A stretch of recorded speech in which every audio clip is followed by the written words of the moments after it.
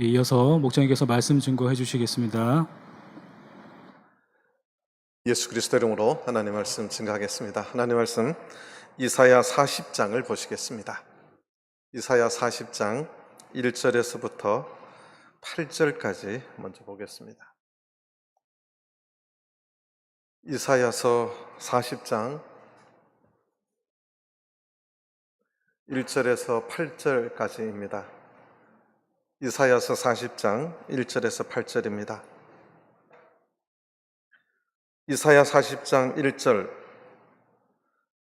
너의 하나님이 가라사대 너희는 위로하라 내 백성을 위로하라 너희는 정다이 예루살렘에 말하며 그것에게 외쳐 고하라 그 복역의 때는 끝났고 그 죄악의 사함을 입었느니라 그 모든 죄를 인하여 여호와의 손에서 배나 받았느니라 할지니라 외치는 자의 소리여 가로되 너희는 광야에서 여호와의 길을 예비하라 사막에서 우리 하나님의 대로를 평탄케 하라 골짜기마다 도두어지며 산마다 작은 산마다 낮아지며 고르지 않은 곳이 평탄케 되며 험한 곳이 평지가 될 것이요 여호와의 영광이 나타나고 모든 육체가 그것을 함께 보리라 대저 여호와의 입이 말씀하셨느니라 말하는 자의 소리여 가로되 외치라 대답하되 내가 무엇이라 외치리이까 가로되 모든 육체는 풀이요 그 모든 아름다움은 들의 꽃 같으니 풀은 마르고 꽃은 시듬은 여호와의 기운이 그 위에 불미라 이 백성은 실로 풀이로다 풀은 마르고 꽃은 시드나 우리 하나님의 말씀은 영영이 서리라 하라. 아멘. 할렐루야. 오늘 거룩한 안식일 기억하시고 주의 전에 나오신 모든 성도님들 하나님께서 특별히 은혜 주시기를 바랍니다. 또 온라인으로 예배드리는 모든 성도님들과 가정에도 하나님의 안식에 허락한 모든 축복이 함께하는 하루가 되기를 바랍니다. 오늘은 신도해별 모임이 신라회, 유니게회, 드보라회입니다. 이번 주는 저 멀리 외국에서 좋은 소식도 있고 안 좋은 소식도 있는데요. 먼저 우리 독일에 있는 우리 김수원 자매님하고 또 관계된 루이스 산도발이라는 분이 내일 10월 10일 날 세례를 받습니다. 축하하고 하나님께서 그 영혼 또 천국 가는 날까지 지켜주시길 바랍니다. 또 독일에 수원자매와 같이 있는 우리 중국 동포 김송동 형제가 있는데 독일 이름이 마르쿠스입니다. 10월 3일 날 또 세례를 받았습니다. 축하드리고 하나님께서 또 함께 해주시길 바랍니다. 또 브라질에 우리 한승열 형제님이라고 있는데요. 그 아내 되신 오영실 자매님께서 10월 7일 날 오전 10시에 하나님의 부르심을 받고 소천하셨습니다. 하나님께서 위로해 주시고 그 가정에 함께 해주시길 바랍니다. 오늘 예배를 잘 드리시면 교회에서는 이제 매주 오늘은 찰밥을 나눠 드립니다. 가실 때 꼭 받아 가셔서 집에 가서 또 식사를 맛있게 해주시면 감사하겠습니다. 우리 바나바회 박성균 형제님, 에스더회 권효숙 자매님의 장녀 박현미 자매가 10월 16일 토요일 날 오후 4시 30분에 전주 더메이 호텔에서 결혼을 합니다. 축하하고 하나님께서 그 가정을 또 인도해 주시길 바랍니다. 다음 주에는 제가 없습니다. 전주 교회에. 그래서 목사님 어디 갔디야 찾지 마시고 월요일부터 수요일은 제가 총회 신학 강의가 있어서 가고 목요일 날부터 토요일까지 인천교회 영은의 강사로 갑니다. 위해서 기도해 주시기를 바랍니다. 그동안 병원에 계셨던 우리 박춘자 모친님께서 오늘 손녀들과 함께 교회에 이렇게 걸어서 이렇게 오셨습니다. 하나님 앞에 감사하고 건강을 하나님 또 지켜주시길 바랍니다. 우리 박양선 집사님도 건강하셔서 오늘 이렇게 교회에 함께 오셨습니다. 함께 오실 뿐만 아니라 며느리 박희진 자매님 수문교회 출신이죠. 당분간 같이 이렇게 전주에서 신앙생활 할 것 같습니다. 축하해 주시고 믿음 안에서 또 교제해 주시기 바랍니다. 저 교회 현관 로비에 가면 성경의 해석이란 책이 뒤에 있습니다. 필요하신 분들은 꼭 한 권씩 가져가셔서 읽어보시고 참고해 주시기 바랍니다. 요즘 우리 계속해서 이사야서를 공부하고 있는데요. 이사야서가 이제 자꾸 어렵다는 말을 하는데 맥락을 잘 모르니까 이제 어렵습니다. 큰 맥락을 잡으면 또 왜 어려워지느냐 하면 사이사이 중요한 단어들이 계속 나옵니다. 그러니까 이 단어들을 잘 엮어서 우리가 이해를 하면 또 굉장히 쉬운데 사이사이 중요한 단어들이 신약에까지 계속 나오니까 좀 굉장히 어려워하는 것이 또 이사야서인데, 저희들 이제 이사야서를 통해서 1장에 하나님의 이스라엘의 죄악이 열거되고 하나님의 심판을 선언하고 있습니다. 근데 그 뒤에 1장부터 그 뒤에 꼭 회복이 또 살짝 나와요. 이것이 전체적인 선지서의 이제 어떤 패턴입니다. 그런데 이제 이사야서를 이해하려면 먼저 이스라엘 백성들의 죄악이 선언이 되고, 그래서 하나님께서 심판을 이제 선언하시고 그들이 정말 바벨론의 포로가 돼서 완전히 멸망을 합니다. 그리고 70년 뒤에 다른 선지서에는 그걸 연결해서 하지 않는데 이사야서에는 그 70년 이후에 어떤 일이 일어날 것인가를 자세하게 이야기를 하기 시작합니다. 처음 발단을 이해하는 단어가 이제 남은 자입니다. 그래서 제가 이제 남은 자를 말씀드리고 있는데, 남은 자를 이야기하다가 또 중요한 단어들이 자꾸 나와요. 열방이라고 하는 단어가 나옵니다. 그러니까 그 남은 자들을 반드시 고토로 오게 해주겠다. 그런데 이스라엘 백성들만 돌아오는 줄 알았더니 거기에 열방이라는 단어가, 그래서 이것이 이스라엘 백성만 돌아오는 게 아니라 전 민족, 전 세계 우주를 어떻게 보면 인류를 향한 하나님의 메시지이고 선언임을 이제 발견하게 됩니다. 그 다음에 이제 주의 종이라는 단어가 나오는데, 그것은 이제 제가 또 조금 있다가 또 다음 주 중에 설명을 좀 하겠습니다. 그 다음에 이제 나오는 단어가 대로였습니다. 대로.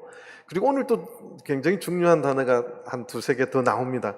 그러니까 이사야서가 어려운 것도 이런 중요한 단어들이 자꾸 나오니까 이제 복잡해지고 어려워지는데, 이게 이제 신약의 예수 그리스도의 출현과 그 신약을 통해서 복음이 이방에까지 전달되는 모든 것들이 이미 이사야서가 아주 자세하게 말씀하기 위한 중요한 단어들입니다.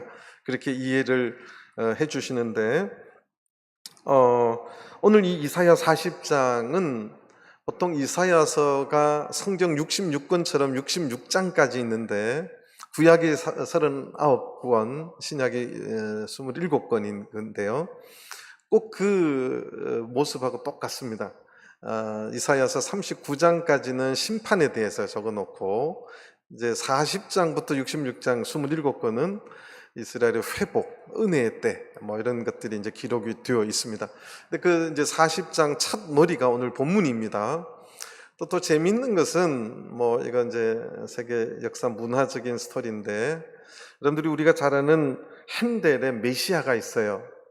핸델 메시아를 모르는 분 없을 텐데, 핸델이 이사야 40장을 모티브로 해서 지은 곡이다 이렇게 알려져 있습니다. 굉장히 유명한 장이 이제 이사야 이 40장입니다. 그래서 이 이사야 40장을 하기 전에 우리가 잠깐 이 대로라고 하는 모티브가 나온 것이 이사야 11장입니다. 지난주 중에 말한 남은 자가 돌아올 것이라는 말씀을 드리는데, 이사야 11장 10절부터 보시겠습니다. 이사야 11장 10절부터 먼저 읽고 이제 복습을 하는 겁니다. 그날에 이새의 뿌리에서 한 싹이 나서 만민의 기호로 설 것이요 열방이 그에게로 돌아오리니 그 한 곳이 영화로우리라. 열방이라고 하는 단어 지난주에 제가 이걸 중점으로 설명드렸고요. 11절 그날에 주께서 다시 손을 펴사 그 남은 백성을 아수르와 애국과 바드로스와 쿠스와 엘람과 시날과 하맛과 바다 섬들에서 돌아오게 하실 것이라. 12절 여호와께서 열방을 향하여 기호를 세우시고 이스라엘의 쫓긴 자를 모으시며 땅 사방에서 유다의 이산한 자들을 모으실 것이다. 그리고 나서 16절을 가보겠습니다. 이사야 11장 16절입니다. 뒤에 16절을 보면 그의 남아있는 백성을 위하여 아수르에서부터 돌아오는 뭐가 있게 하시겠다? 대로가 있게 하시되 이스라엘이 애굽 땅에서 나오던 날과 같게 하시리라. 하나님께서 이스라엘의 출애굽하게 하셨던 그 광야길을 하나님께서 낮에는 구름 기둥과 밤에는 불 기둥으로 인도해 주시고 법궤를 통해서 인도해 주셨듯이 이들의 돌아오는 길도 하나님께서 대로를 있게 해 주시겠다. 요 단어 하나가 이제 쭉 설명을 하고 있는데, 이제 이사야 26장을 또 잠깐 보겠습니다. 이사야 26장. 오늘 좀 빨리빨리 찾으셔야 되면 할 이야기가 많아서 7절을 보시겠습니다. 의인의 길은 정직함이여 정직하신 주께서 의인의 첩경을 평탄케 하시도다. 이런 단초들을 계속 이제 말씀합니다. 35장을 또 가보겠습니다. 이사야서 35장.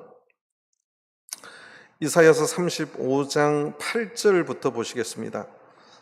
이거 원래 1절부터 좀 해서 쭉 설명을 다 해야 되는데요. 그냥 8절부터 보겠습니다. 거기 대로가 있어 그 길을 거룩한 길이라 일컫는 바 되리니 깨끗이 못한 자는 지나지 못하겠고, 이 대로가 거룩한 길이라고, 그 길을 거룩한 길이라고 이사야가 이제 정확한 의미를 설명하기 시작합니다. 그러니까 우리가 이제 대로라고 하니까 길을 내주나 보다 이렇게 알고 있었는데, 거기에 지나다니는 자격에 대해서 설명을 하기 시작합니다. 거룩한 길이다. 두 번째,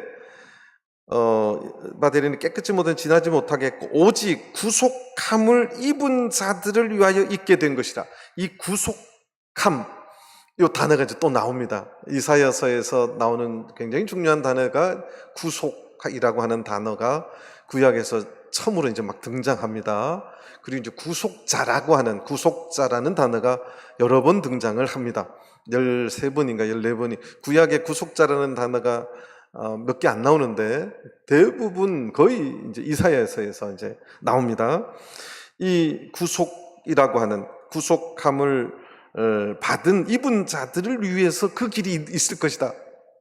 이 길이 도로인 줄 알았더니 거룩한 길이기 때문에 구속함을 받은 자들을 위해서 있게 된 길이라고 말합니다. 그 다음에 세 번째, 우매한 행위는 그 길을 범치 못할 것이다. 우매한 자들, 이거는 하나님의 말씀을 이해하지 못하는 자는 그 길을 가지 못할 것이다. 그렇게 해서 이야기하는 거예요. 이 길이 독특한 길이네. 사람이 걷는 길이 아닌 것으로 설명이 됩니다. 거룩한 길이고 구속함을 얻은 자들을 위해서 있는 길이고, 하나님 말씀을 모르는 우매한 행인들은 절대 갈 수 없는 길, 미스테리 길이 대로로 생긴다는 것입니다. 9절, 거기는 사자가 없고 사나운 짐승이 그리로 올라가지 아니하므로 그것을 만나지 못하게 오직, 또 이야기합니다, 구속함을 얻은 자만 그리로 행할 것이며, 10절, 여호와의 속량함을 얻은 자들이. 이 속량이라는 단어가 또 나와요. 그래서 이제 이 속량은 구속하고 같은, 제가 이제 묶어서 설명을 하겠습니다. 속량함을 얻은 자들이 돌아오되, 속량함을 얻은 자들이 돌아올 것이다. 이 속량은 죄사함을 얻은 자들, 그 죄값을 치른 자들이 돌아올 것이다, 그 말입니다. 그러니까 이 도로는 눈에 보이는 도로가 아니라 굉장히 신앙적인 길이고 하나님의 의미 있는 길임을 우리가 알 수 있는 것입니다. 노래하며 시온에 이르러 그 머리 위에 영영한 희락을 띠고 기쁨과 즐거움을 얻으리니 슬픔과 탄식이 달아나리로다. 자, 35장에 거룩한 길이고 구속함을 입은 자들을 위해서 있는 대로고, 그 정도 알고 나서 이사야 이제 40장을 좀 돌아오겠습니다. 오늘 본문을 돌아오겠습니다. 자, 1절, 너희 하나님이 가라사대 너희는 위로하라, 내 백성을 위로하라. 39장까지 심판하겠다, 계속 멸망하겠다 하다가 40장에 갑자기 하나님께서 너희는 위로하라, 내 백성을 위로하라. 이러니까 이거는 저자가 다른 이사야다, 이렇게 엉뚱한 주장하는 사람들이 많아요. 저는 성경은 그렇지 않습니다. 하나님께서 이사야 선지자를 통해서 필요한 말씀을 시대에 따라서 다 예언해 주신 말씀입니다. 그거를 문자적으로 보니까 이거 이사야가 다른 이사야인가 보다. 여러분들이 혹시 이제 책을 보면 제1 이사야, 제2 이사야, 제3 이사야 막 붙이는데 전혀 성경적이지가 않습니다. 자, 어쨌든 하나님께서 당신의 백성들을 심판하겠다, 멸망하겠다 하셨던 그분이, 똑같은 하나님께서 갑자기 위로하라고, 내 백성을 위로하라고 선언합니다. 이것이 하나님께서 이제 그 백성들을 대하는 태도를 완전히 바꾸시고 하나님의 구속의 계획을, 구속의 사업을, 구원의 역사를 이루어 가시기 위한 출발이라는 것입니다. 내 백성을 이제는 위로해 주겠다. 이것이 그러면 누구 보고 위로해 주라고 하는 말이냐? 이것이 또 엄청나게 많은 사람들이 이야기를 합니다. 그래서 이제 하나님께서 누구 보고 이스라엘 백성들에게 하라는 거냐는 거예요. 누구 보고 그 말을 하라고 시키는 걸까요? 그래서 여러분들이 또 찾아보면 이 말 저 말 많은데 보통 이제 크게 묶어서 두 가지입니다. 하나는 하나님께서 당신의 제사자들, 천사들에게, 우리가 이제 이사야서를 6장에 보니까 천상에 이사야가 올라가잖아요.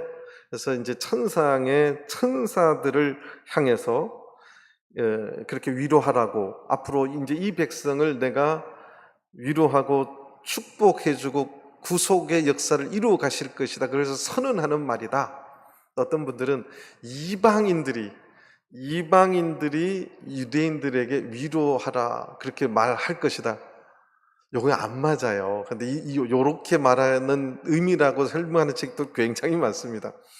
어쨌든 하나님께서는 그렇게 이스라엘 백성들을 향해서, 천사들을 향해서 위로하라고 선언한 것은 천사들이 아니라 내가 이제 이 백성들을 구속하고 회복시켜주고 위로해주겠다.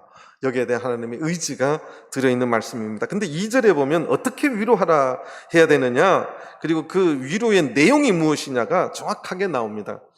2절, 너희는 정다이 예루살렘에 말하며 정답게 말하래요. 정답게. 우리 여기 대부분 부부이신 분들이 많은데 부부 사이에 어떻게 말하는 게 제일 좋죠? 어떻게 말하는 게 좋아요? 모르겠어요? 그럼 제가 1, 2, 3, 4를 말할 테니까 정답을 말해보세요. 1. 정답게. 2. 퉁명스럽게. 3. 못 들은 척. 4번 아무렇게나. 답이 몇 번이에요?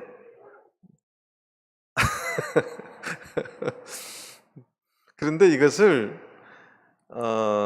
개역 개정에는 뭐라고 번역을 했냐면 마음에 닿도록. 부부 사이에도 대화를 할 적에 마음에 닿도록 대답해 주는 게 정답게 말하는 거예요.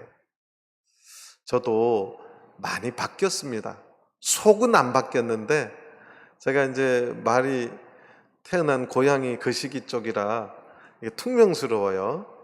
그랬더니 같이 사는 여자분께서 뭐라 하시더라고요. 왜 그렇게 말하냐고. 자, 그래서 여자들이 이렇게 말하는 걸 좋아하는구나. 그걸 제가 알게 됐어요.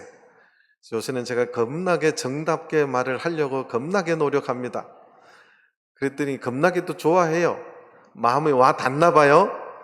하나님께서 당신의 백성들의 마음에 와 닿도록, 저분이 나를 사랑하고 좋아하는구나, 정답게 그렇게 말하겠다는 게, 예루살렘에 대해 말하겠다. 너희가 정답히 예루살렘에 말해야 된다. 그리고 그것에게 외쳐구하라. 외쳐구하라는 것은 어물떡어물떡 말하는 게 아니라 아주 큰 소리로 정확하게 알아듣도록 외치겠다는 거예요. 그 내용이 이제 뒤에 세 가지가 있습니다. 첫 번째, 그 복역의 때가 끝났다. 복역의 때가 끝났다. 너네들이 죄값을 치르기 위해서 바벨론에 끌려갔는데 그 죄의 복역의 때가 끝이 났다는 거예요. 이 연한이 사실은 알고 보면 몇 년이죠? 70년. 그러니까 이스라엘 백성들을, 남은 자들을 끌고 오겠다. 70년 복역의 때가 끝났다는 것은 이제 자유가 될 것이다. 하나님의 새로운 역사가 시작될 것이다. 그것을 이야기하고, 또 하나는 애굽하고 계속해서 이제 대꾸를 하는 것은 사탄의 바벨론이라는 땅은 세상을 말하고 애굽처럼 동일하게 사단이 있는 곳을 말합니다. 그곳에서 이제 내가 구원해 주겠다, 그 선언입니다. 복역의 때가 끝났다. 두 번째, 그 죄악의 사함을 입었느니라.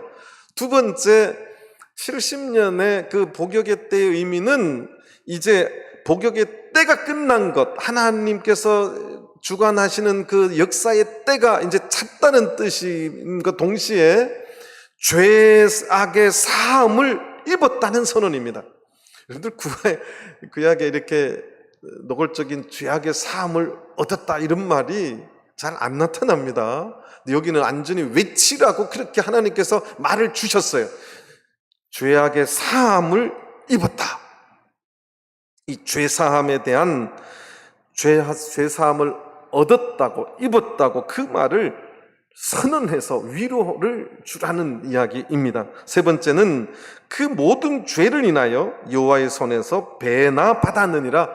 그 죄를 인하여 여호와의 손에서 배나 받았느니라. 배나 받았다는 말이 무슨 말이에요? 과일 중에 배를 받았어요?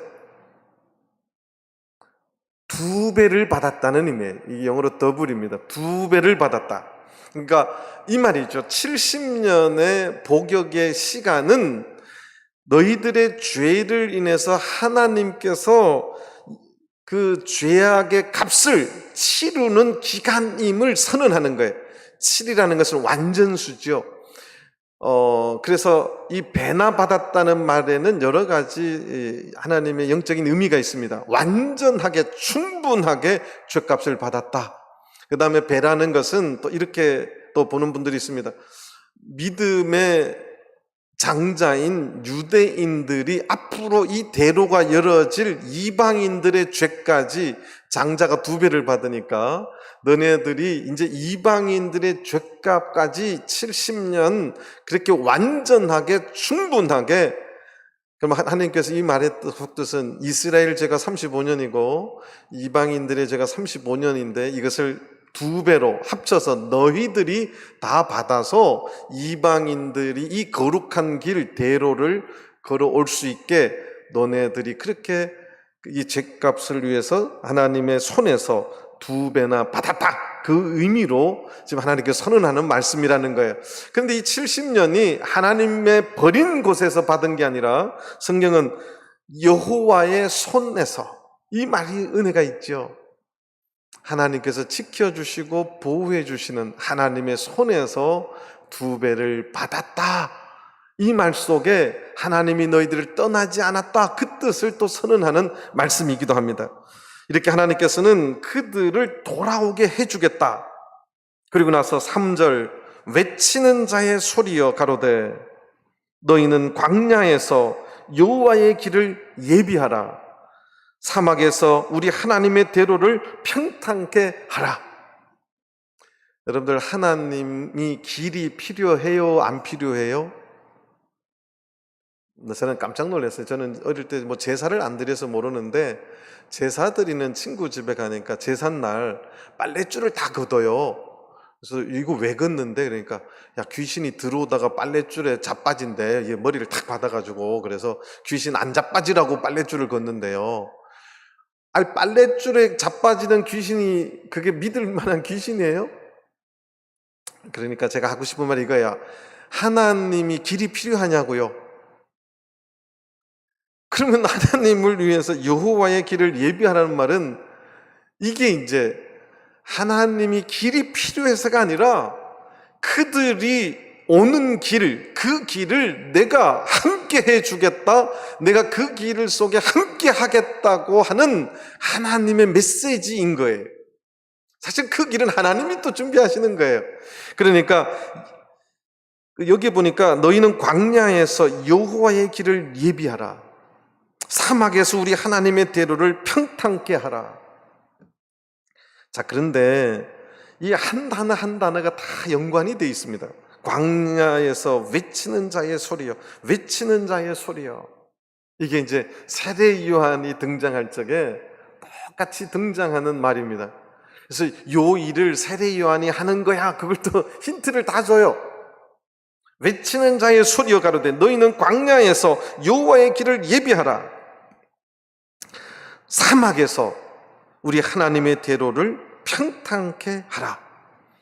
이스라엘 백성들, 열방들이 이제 예루살렘으로 고토로 돌아오는 그 길을 하나님께서 이제 천사들을 향해서 또 그 길을 예비하라고, 하나님의 대로를 평탄케 하라고 그렇게 선언하는 말이에요. 여러분들, 제가 지난주에 말씀드렸죠. 돌아오는 길이 우리 사람의 키로로 하면 몇 키로라고요? 기억나세요? 1600km라고 제가 말씀드렸지요. 1600km. 보통 우리 한국 사람들이 하루길이 얼마인 줄 아세요? 한국 사람들이 하루길, 한국에도 산도 많고 계곡도 많고 많아요. 농길도 있고 평지길도 많은데 한국 사람들이 보통 하루길 하면 얼마인 줄 아세요? 40km입니다. 그게 보통 심리라고 그래요? 저는 리를 또 잘 몰라. 그런데 심리 맞아요? 아니에요? 예? 백리예요. 죄송합니다. 그런데 지금 바벨론하고 이스라엘에 오는 이 길이 1600km인데 이 길을 옛날에 이 광야길, 사막의 길인데 보통 여기에서 하루길이 25에서 30km로 잡는데요. 그럼 1600km면 며칠 만에 와야 돼요? 2달 좀 더 걸립니다. 그런데 에스라서에 보면 이 걸린 기간이 나와요. 몇 달 만에 왔을까요? 1600km를? 몇 달 만에 왔을까요? 퀴즈. 맞추신 분은 제가 오늘 찰밥 2개 드릴게. 에스라서 7장을 보시겠습니다.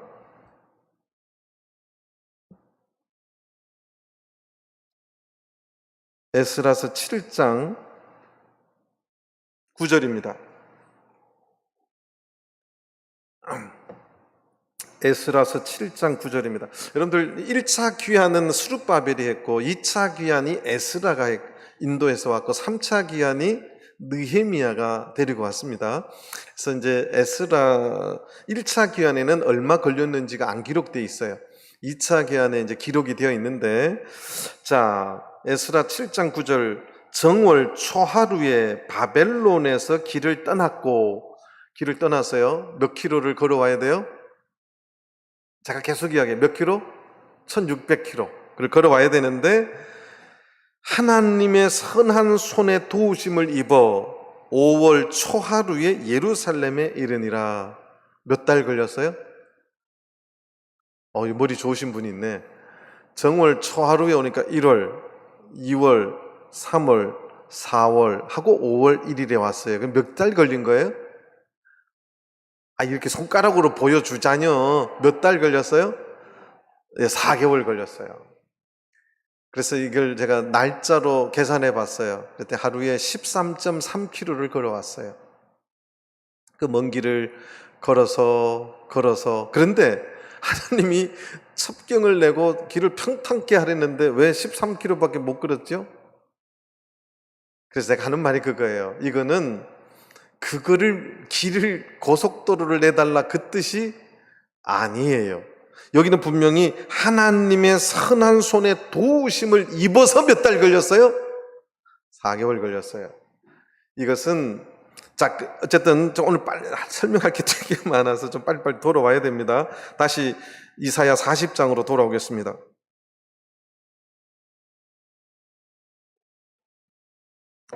여러분들 사막에 들어올 적에 길이 굉장히 험하고 푹푹 빠지고 힘듭니다. 그리고 두 번째 더 힘들게 하는 것은 뭐가 없어요? 물이 없어요.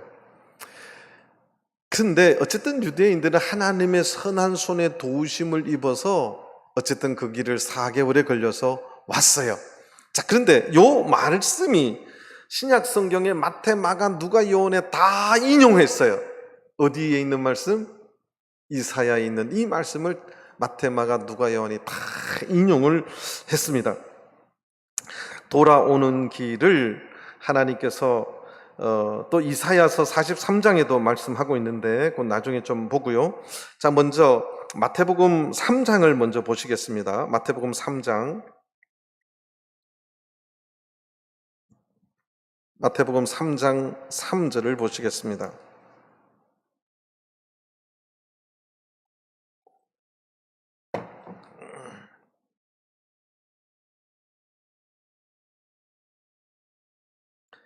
마태복음 3장 3절 저는 선지자 이사야로 말씀하신 자라 일렀을 그러면 이 저는 누구를 말하죠? 3장 1절에 나와요. 세례 요한. 마태복음 3장 1절에 보면 그때 세례 요한이 이르러 유다 광야에서 전파하여 가로되 외쳐 가로되 자 3절 저는 선지자 이사야로 말씀하신 자라 일렀으되 광야에 외치는 자의 소리가 있어 가로되 너희는 주의 길을 예비하라 그의 첩경을 평탄케 하라 하였느니라. 이 사명이 세례 요한이 이 사명을 띠고 왔음을 이제 말씀해 주는 거예요. 자, 그런데 마태, 마가, 누가, 요한 다 찾으니까 너무 힘드니까 우리 누가복음만 좀 찾아보겠습니다. 누가복음 3장입니다.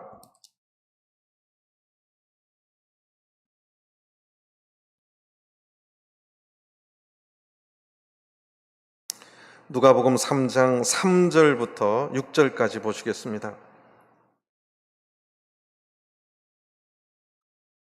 누가복음 3장 3절입니다. 요한이 요단강 부근 각처에 와서 죄사함을 얻게 하는 회개의 세례를 전파하니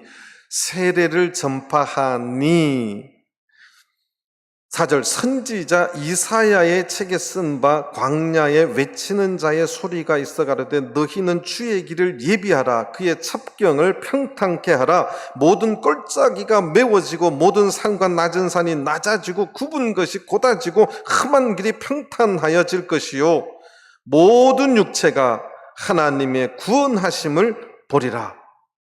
자, 이게 다 이사야서의 말씀을 인용한 거예요. 한 구절 한마디가 다 이사야서 40장, 52장, 40장 다 이것을 인용한 말입니다. 그러니까 제가 늘 이야기하지만 신약에서 이사야서의 말씀이 인용 안 된 게 없어요. 이걸 또 다 설명하려면 좀 시간이 많이 걸리는데요. 제가 말하는 것은 이 주의 길을 예비하라고 하는 이 사역을 누가 감당했느냐? 세례 요한이 감당했고 세례 요한이 회개의 세례를 전파하니 회개의 세례를 전파하는데 그것을 설명할 적에 주의 길을 예비하라 그의 첩경을 평탄케 하라고 하는 것으로 이사야의 예언된 말씀이 응한 것으로 설명합니다. 자, 그러면 이 말씀이 그리고 모든 육체가 유대인이든 이방인이든 하나님의 구원하심을 볼 것이다. 그래서 이 첩경을 평탄케 하라 이 말 속에 신약에서 응하고 성취된 그 예언이 성취된 것의 현장은 어디예요? 세례입니다. 이런 것이 성경에 다 연결되어 있는데 그것을 우리가 해석을 잘 못하면 안 되겠죠. 자꾸 이런 말씀을 여러분들이 책을 사보면 엉뚱한 말을 기록해 놓는데 성경은 너무나 정확하게 그 말씀이 어떻게 성취됐는지가 분명하게 마태, 마가, 누가, 요한에 의해서 기록이 되고 있다는 사실입니다. 자, 그 사역이 이제 하나님의 통치가 시작되었음을 예수 그리스도를 통해서 하나님의 통치가 시작되었음을 이야기하는 것입니다. 그래서 이제 4절 다시 이사야서 40장 4절로 돌아오겠습니다. 골짜기마다 도두어지며 산마다 작은 산마다 낮아지고 고르지 않은 곳이 평탄케 되며 험한 곳이 평지가 될 것이고. 자, 이제 이런 말들이 이제 주의 길을 예비하고 첩경을 평탄케 하라고 하는 것에 대한 의미적인 설명이지 실제로 그 사막을 천사들이 와서 깎고 거기다 물을 만들고 이런 거 아니에요. 자, 5절이 중요합니다. 여호와의 영광이 나타나고 우리는 보통 이걸 그냥 읽고 지나가는데요. 이 말의 의미는 뭐냐면 여호와의 영광이 나타났다. 하나님의 나라의 도래, 하나님의 통치의 시작을 선언하는 말이에요. 하나님의 영광이 나타났다. 이스라엘이 멸망이 되어서 예루살렘이 다 부서지고 성전이 다 부서졌을 때 하나님이 마치 계시는 느낌일까요? 전혀 안 계시는 느낌일까요? 전혀 안 계시는 느낌이죠. 자, 그런데 이제 새로운 하나님의 나라가 시작되는, 하나님의 살아계심이 나타나고 하나님의 영광이 이제 새롭게 나타날 것이다. 그것은 하나님의 나라가 다시 시작이 되고 하나님의 통치가 시작됨을 이야기하는 것입니다. 밑에 읽어보면 알게 돼 있어요.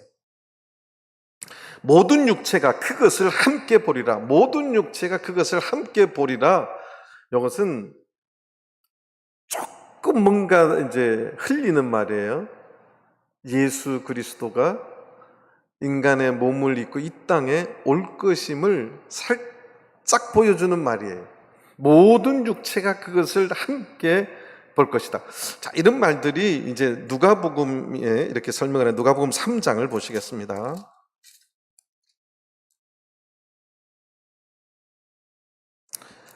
이제 사실 이제 자세히 하려면 2장부터 제가 빨리 읽을 테니까 2장을 잠깐 보겠습니다. 2장 28절부터 33절까지 보겠습니다.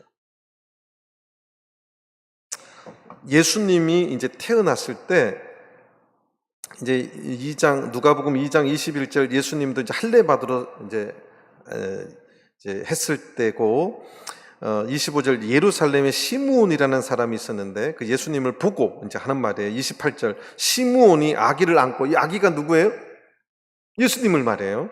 하나님을 찬송하여 가로되 주제여 이제는 말씀하신 대로 종을 편안히 놓아주시는도다. 내 눈이 주의 구원을 보았사오니 이는 만민 앞에 예비하신 것이요 이방을 비추는 빛이요. 이사야 49장 6절입니다. 주의 백성 이스라엘의 영광이니라. 이사야 46장 13절에.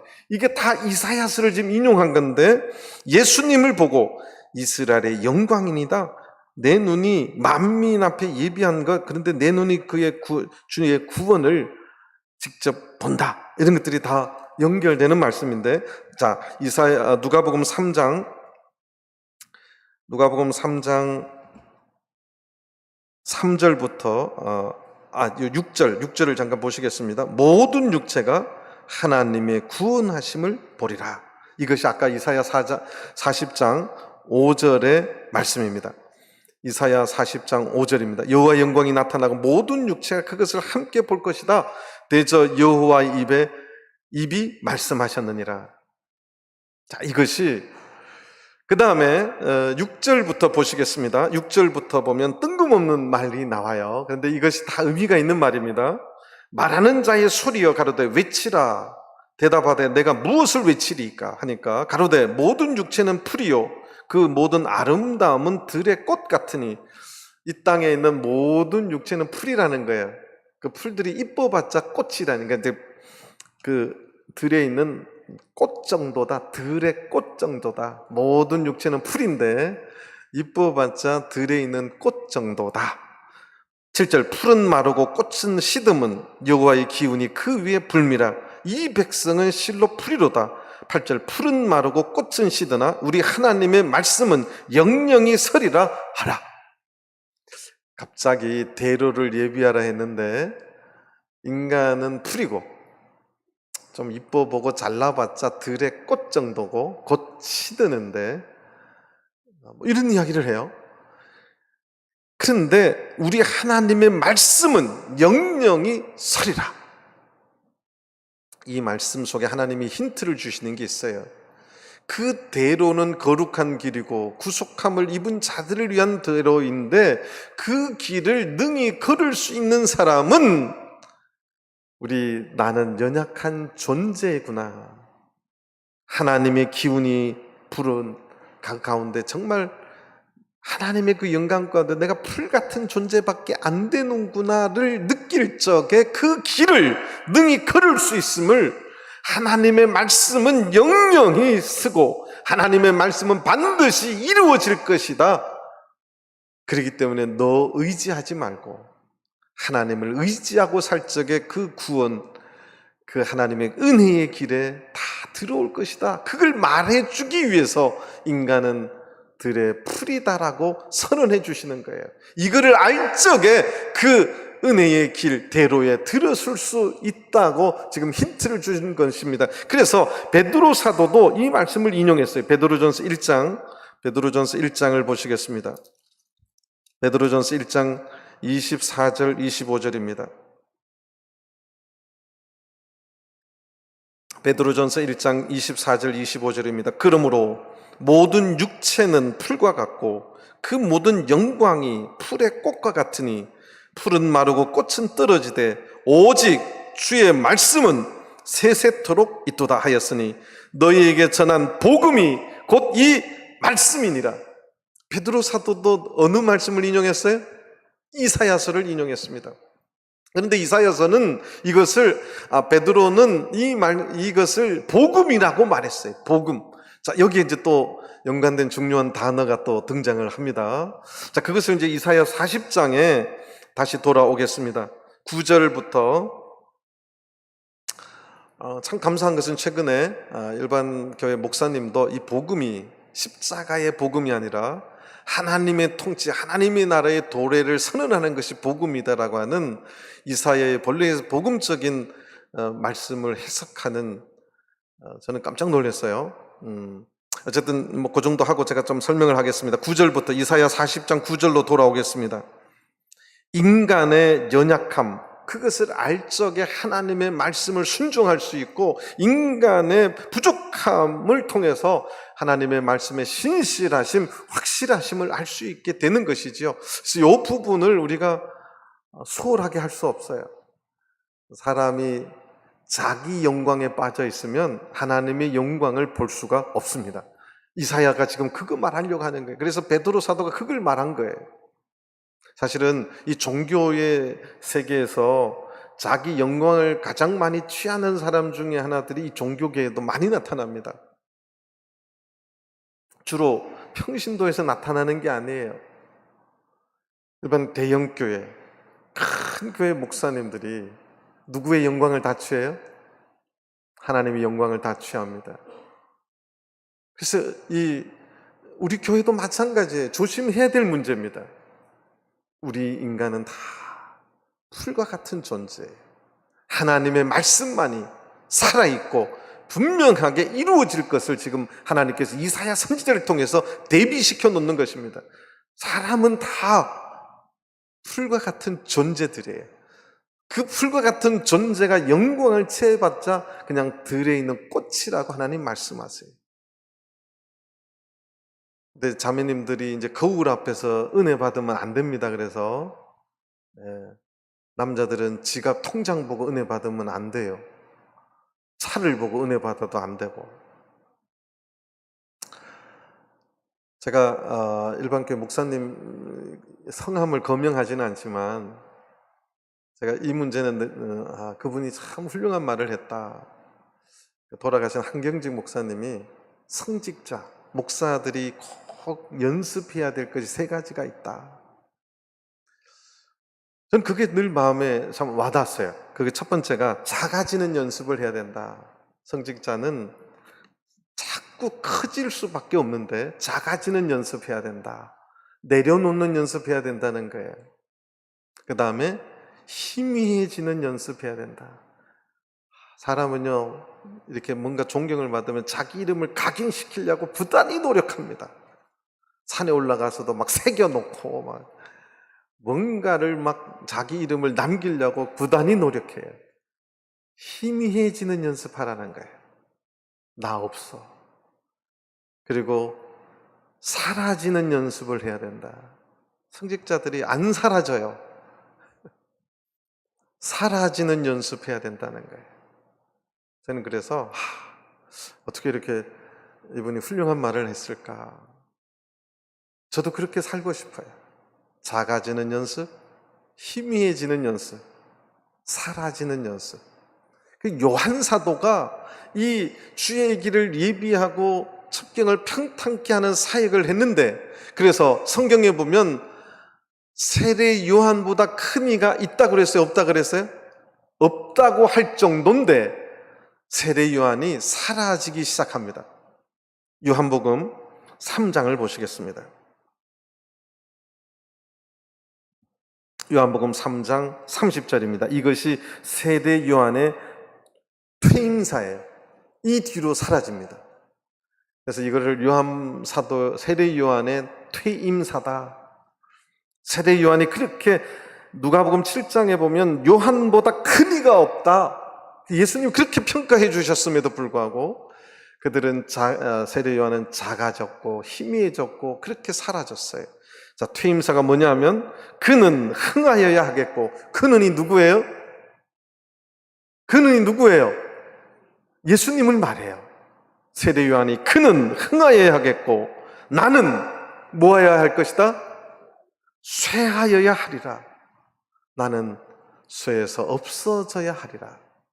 이것이 주의 길을 예비하는 주님의 종들이 가져야 될 태도라는 거예요. 내 이름을 막 새기려고 그러고 내 이름을 남기려고 그러고 그것이 아니라 세례 요한의 퇴임사는 예수님은 흥하여야 될 것이고 나는 쇠하여야 없어져야 될 것이다. 이것이 이사야 40장의 6절부터 8절까지 말하는 그 대로에서 일하는 그 대로를 걷는 자들이 은혜를 입는 방법임을 소개하는 거예요, 사실은. 자, 이제 9절을 보시겠습니다. 개념을 설명할 게 굉장히 많은데 남은 자들을 설명하다가 자꾸 중요한 단어가 나오는 것 중에 하나가 또 이 아름다운 소식입니다. 여러분들 복음을 설명할 때 항상 이사야 40장 9절을 찾아요. 그럼 그 복음의 원래적인 오리지널 뜻이 무엇이냐를 이 이사야 40장을 놓고 알 수가 있는 겁니다. 자, 이사야 40장 9절입니다. 아름다운 소식을 시온에 전하는 자여. 아름다운 소식, 이거는 복음을 말하는 거지요. 이것이 이사야 52장도 나오는데 제가 혹시 따로 묶어서 설명할 수 있으면 하고 안 하려면 못하면 못할 것입니다. 근데 제가 오늘 이 본문을 설명을 해야 이게 이런 뜻이구나를 알 수 있어서 그냥 설명을 꼭 해야 될 것 같습니다. 시온에 전하는 자야 너는 높은 산에 오르라. 아름다운 소식 또 나오지요. 아름다운 소식을 예루살렘에 전하는 자여 너는 힘써 소리를 높이라. 두려워 말고 소리를 높여. 계속해서 소리를 높이라는 거예요. 소리를 높여 유다의 성읍들에 이르기를 너희 하나님을 보라. 그렇게 소리를 높이래. 너희 하나님을 보라. 왜 이 말을 하느냐? 설명을 10절에 합니다.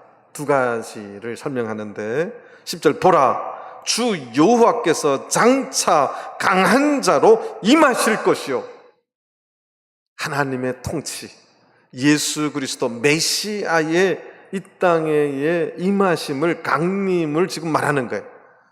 두 번째는 친히 그 팔로 다스리실 것이다.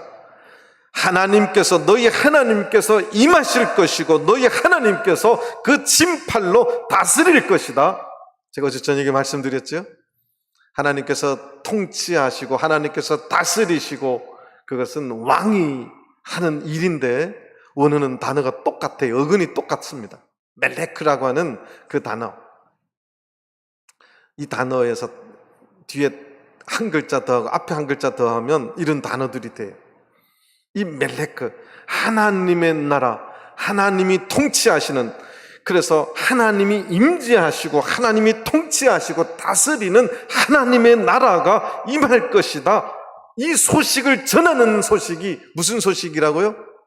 아름다운 소식이라는 거예요. 복음이 무엇이냐? 하나님이 이 땅에 임하시고 하나님께서 이 땅을 다스리는 것이 복음이라는 것입니다. 여러분들이 이제 시중에 가서 복음 이렇게 책을 사면 제일 많이 나오는 게 예수 그리스도의 십자가의 복음. 95%가 99%가 복음이 뭐냐? 예수 그리스도의 십자가의 복음이다. 로마서에서도 다 그렇게 해석을 합니다. 그런데 로마서가 아닌 바울 사도가 이 똑같은 단어를 끌어다 쓸 적에 원래의 의미, 아름다운 소식, 복음은 무엇이냐? 하나님이 이 땅에 임하시고 하나님이 통치하시는 하나님의 나라가 시작되었다는 소식이 아름다운 소식입니다. 그것이 뭐예요? 복음입니다. 그러면 십자가가 뭐냐? 그거는 그 하나님이 통치하셔서 이제 구속을 이루는 방법입니다. 십자가를 제가 또 좋으시다가 시도 목사님이 십자가를 부정했다. 그거 아닙니다. 제가 원래의 뜻, 이사야서에 나오는 원래의 뜻을 지금 설명하는 것입니다. 자, 그런데 상급이 그에게 있고 보응이 그 앞에 있으며, 이건 심판을 말합니다. 12절, 다스리는 방법을 또 세 가지를 말해요. 11절, 그는 목자같이 다스리겠다. 폭군으로, 힘으로, 강압으로, 막 억눌림으로 다스리고 통치하는 게 아니라 목자같이 양무리를 먹이겠다. 두 번째, 어린 양을 그 팔로 모아 품에 안으시는 방법으로 통치하시겠다. 젖먹이는 암컷들을 온순히 인도하시듯이 그렇게 통치하시겠다. 통치하는 방법을 세 가지를 말씀하셨어요. 자, 이제 넘어가야 됩니다. 이사야서 43장으로 넘어가야 됩니다. 이사야서 43장 5절부터 7절을 좀 빨리 읽겠습니다. 이사야 43장, 이것도 1절부터 쭉 설명을 해야 되는데 지금 시간이 다 됐습니다. 두려워 말라, 내가 너와 함께하여 내 자손을 동방에서부터 오게 하며 서방에서부터 너를 모을 것이며 북방에서 이르기를 놓으라, 남방에게 이르기를 구려하지 말라. 내 아들들을 원방에서 이끌며 내 딸들을 땅끝에서 오게 하라. 물은 내 이름으로 일컫는 자고 내가 내 영광을 위하여 창조한 자를 오게 하라. 그동안 이사야 43장 좋아하시는 분이 많았는데 이 오게 하라가 무슨 뜻이냐고 묻는 분도 있었어요. 이게 남은 자들을 하나님께서 주의 종을 아직 설명 안 했는데 종의 노래가 4편이 있습니다. 주의 종을 통해서 오게 하겠다는 거죠. 고토로. 그래서 예루살렘으로, 글자적인 뜻은 예루살렘으로 오게 하라는 거죠. 하나님이 통치하시는 하나님의 나라로 오게 하라는 것입니다. 그들을 내가 지었고 만들었느니라. 자, 그런데 이제 16절부터 보시겠습니다. 이사야 43장 16절입니다. 바다 가운데 길을, 큰 물 가운데 첩경을 내고, 이 바다는 항상 이방을 말하고 세상을 말합니다. 그곳에 길을 내고 큰 물 가운데 첩경을 내고, 이 큰 물, 이 물은 저희 교회에서는 세례로 예표합니다. 그런데 17절, 병거와 말과 군대의 용사를 이끌어내어서 그들로 일시 엎드려져 일지 못하고 소멸하기를 꺼져가는 등불 같게 한 나 여호와가 말하노라. 18절, 너희는 이전 일을 기억하지 말며 옛적 일을 생각하지 말라. 19절, 보라, 내가 새 일을 행하리니, 이제 예수 그리스도를 통해서 새 일을 행할 것이다. 그것을 선언하는 거예요. 하나님의 나라가 새롭게 임해서 이제 하나님의 새로운 통치로 그 나라를 열 것임을 선언하는 말입니다. 이제 나타낼 것이라. 너희가 그것을 알지 못하겠느냐? 정령이 내가 광야의 길과 사막의 강을 내리니 장차 들짐승 곧 실랑과 및 타조도 나를 존경할 것은 내가 광야의 물들을 사막의 강들을 내어 내 백성 나의 택한 자로 뭐하게 할 것이다? 마시게 할 것임이라. 지금 이게 다 대로를 열어서 유대인들만이 아니라 이제 온 동방에서 서방에서 북방에서 남방에서 나의 택한 자들을 모아서 그들의 오는 길을 바닷 가운데 내고 큰 물 가운데 내서 그들을 사방에서 내가 다 오게 하겠다. 이것이 새로운 일이다. 이것이 새 일이다. 이것을 너희들에게 보일 것이다. 나타낼 것이다. 그래서 광야의 길과 사막의 강을 내서 그들이, 사막에 물이 없잖아요. 그런데 이 물을 내어서 나의 택한 자로 마시게 하겠다. 생수의 강이 흘러나게 하겠다. 그 말씀입니다. 자, 이사야 44장을 또 좀 잠깐 보겠습니다. 안 볼 수가 없어요. 이사야 44장 28절입니다. 이사야 44장 28절입니다. 고레스에 대하여 이르기를 그는 나의 목자라. 이렇게 말하니까 이거는 또 다른 이사야예요. 이사야 선지자 뒤에 180년 뒤에 고레스라는 사람이 나타나요. 그러니까 이사야가 이 고시 아저씨를 어찌 알았을까? 이거는 이제 다른 이사야여. 이시 아저씨가 어찌 고시를 알았을까? 180년이면요. 여러분들 180년 뒤에 전에 할아버지 이름 아세요? 그러니까 이제 이게 다른 거요. 이렇게 말하는 거예요. 이제 고레스가 누구냐? 페르시아의 초대 황제입니다. 며칠 뒤면 우리가 축구해야 될 이란이에요. 이란이 이제 뒤에 페르시아가 되는데 똑같은 민족들입니다. 굉장히 거대 왕국. 이란이 무슨 뜻이냐? 아름다운 땅이란 뜻이에요. 이란이 이제 아름다운 땅입니다. 그곳에 페르시아의 초대왕 고레스가 역사적으로 보면 진짜 유대인들을 풀어줬어요. 돌아가게, 남은 자들이 다 돌아가게 해줬어요. 그래서 1차 귀환이 이루어진 겁니다. 그런데 이미 이사야를 통해서 180년 뒤에 일을 이야기를 해줬어요. 그러니까 하나님이 예언해 주셔서 말한 거지, 제3의 이사야가 그 사건을 보고 기록한 것이다, 이렇게 하나님 말씀을 접목시키는 것은 이상한 이야기입니다. 우리 청년들 다른 책에 보면 다 그렇게 기록되어 있을 거예요. 하나님이 예언해 주신 말씀에 나의 모든 기쁨을 성취하리라 하며 예루살렘에 대하여는 이르기를 중건되리라 하며, 돌아와서 이제 뭐 하느냐? 중건한다. 이제 요게 이제 또 남은 자들이 돌아와서 벌어지는 게 포도원의 새 노래. 여러분들 이제 포도원의 노래 제가 한 편은 이야기했고 뒤에 또 나온다 그랬잖아요. 거기에 또 예표를 해놓은 게 그것이 이제 이렇게 이루어지는 것입니다. 예루살렘 성전과 성을 중건할 것이고 성전에 대하여 이르기는 내 기초가 세움이 되리라 하는 자니라.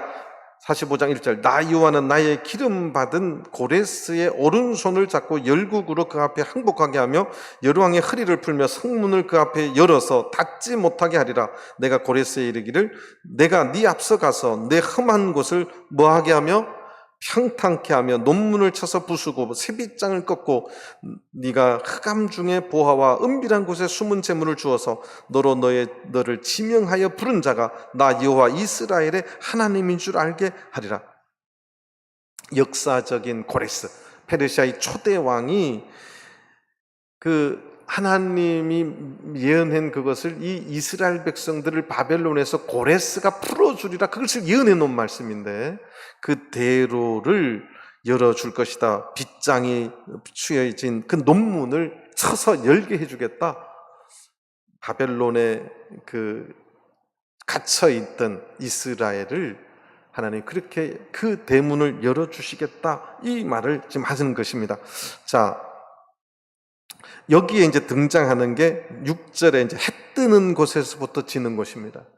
이 동방이라고 하는, 그러니까 이사야서의 예언은 이중의 항상 예언인데 이 6절을 보면 삼중의 예언입니다.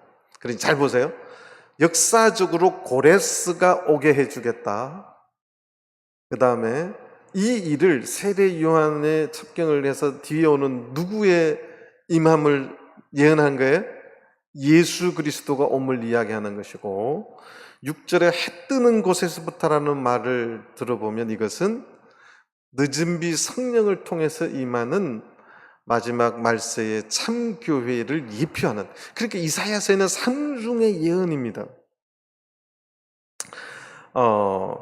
자, 그 다음에 49장을 가보겠습니다. 49장도 좀 줄여서 보겠습니다. 6절부터 보시겠습니다. 49장 6절 그가 가라사대 네가 나의 종이 되어, 이제 이 주의 종, 나의 종, 이 종에 대한 이야기를 따로 묶어서 해야 됩니다. 야곱의 지파들을 일으키며 이스라엘 중에서 보존된 자를 돌아오게 할 것은 오히려 경한 일이라. 그러니까 쉽게 말하면 유대인들을 돌아오게 하는 일은 쉬운 일이라는 거예요. 내가 또 유대인뿐만 아니라 너로 이방의 빛을 삼아 나의 구원을 베풀어서 땅끝까지 이르게 할 것이다. 7절 이스라엘의 구속자. 이 구속자가 또 나오죠. 이런 단어들이, 중요한 단어들이 등장할 적에 이제 이사야서가 자꾸 그래서 어렵다고 하는데, 이제 묶어서 이해를 하면 굉장히 쉽습니다. 신약의 말씀이에요, 그냥. 그리고 시간이 없어서 8절 보겠습니다. 여호와께서 또 가라사대 은혜의 때. 이게 은혜의 때가 신약에 나오는 말이 아니에요. 어디에 나와요? 이사야서에 나와요. 이미 나오는 단어입니다. 그 다음에 11절로 넘어가겠습니다. 내가 나의 모든 산을 길로 삼고 나의 대로를 도두리니 혹자는 원방에서, 혹자는 북방에서, 서방에서, 혹자는 시님 땅에서 오리라. 지금도 학자들은 이 시님 땅이 어딘지의 결론을 못 내립니다. 그런데 여러분들이 이제 이 시님 땅을 연구를 하면 많은 사람들이 최근에는 오히려 아니다라고 주장하는 사람들이 많더라고요. 근데 이제 제가 이제 갖고 있는 로고스, 세계에서 가장 인정받는 로고스 프로그램도 이 시님 땅이 어디냐? 여러분들 중국이라는 단어가 처음 알려진 것이 진나라입니다. 그 진시 황제, 우리가 유명하잖아요. 진나라를 처음으로 해는 그 황제가 우리 보통 진시 황제라고 하는 그 진나라입니다. 중국을 최초로 통일하고 중국의 글자 도량형을 최초로 통일해서 만든 사람이 진시 황제예요. 늙기 싫어했고 죽기 싫어했던 사람. 우리나라가 외국에 처음 알려진 게 고려예요. 그래서 지금도 우리나라의 이름은 코리아입니다. 거기 고려에서 왔고, 지금 차이나가 사실은 원래 저쪽 근동에서 발음은 차이나가 아니라 치나로 발음이 됩니다. 그래서 이 시님 땅이 어디냐? 로고스에도 이것이 중국 땅이다. 동방에서 나오는 중국 땅이다. 이렇게 설명을 하고 있습니다. 그래서 대만에서도 이것이 마지막 시대 동방이 어디냐? 그걸 이사야에서 시님 땅으로 설명을 했고, 그것이 중국 땅임을 이야기한다. 이렇게 말합니다. 자, 좀 넘어가서요. 이사야 62장으로 가보겠습니다.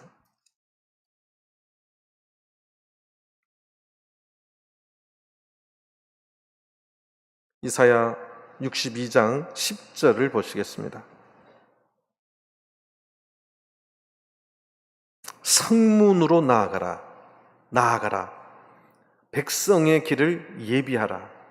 대로를 수축하라. 돌을 제하라. 만민을 위하여 길을 들라. 자, 이것이 오늘 우리들에게 주시는 하나님의 사명의 말씀입니다. 어렵죠?